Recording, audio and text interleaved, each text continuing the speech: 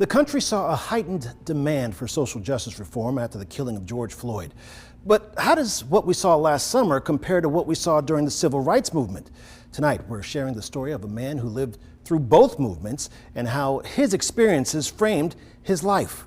George Stark Jr., 89 years old, from Orlando, a decorated Air Force airman seen here in this photo at a base in Japan. He helped dedicate the airfield in the 50s as one of the highest ranked African Americans on base.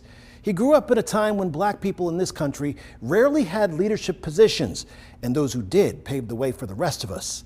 Stark was the first black man to attend law school at my alma mater, the University of Florida. He spoke to Stuart Moore about his history and hope for the future. On September 15th, 1958, when I went to the University of Florida, I didn't know what to expect. This grainy footage shows a nervous Mr. Stark on campus receiving his registration packet, a row separating him from his white classmates on their first day. I got to meet some of my classmates in particular, some of whom really were not my classmates, but I didn't know it at the time. Two of them were Florida Highway Patrol people.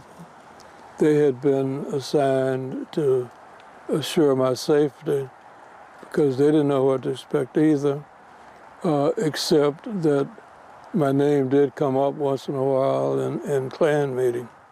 Taking you back to the civil rights movement, and for you, what was your activity involved with it, and what do you remember? Take us back to Dr. King and what you thought of him. Well, he gave my graduation speech at Morehouse, and I knew his brother from high school.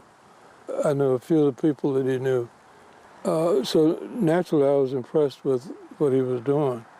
It was a kind of a time, I suppose, that instituted a great deal of change, maybe more understanding later, more appreciation for the impact of segregation on people. No justice! No peace! No justice! No peace! When you see the marches that take place now, in response to George Floyd's death or other incidents that have happened across the country, how do you compare what's going on now versus what happened back then?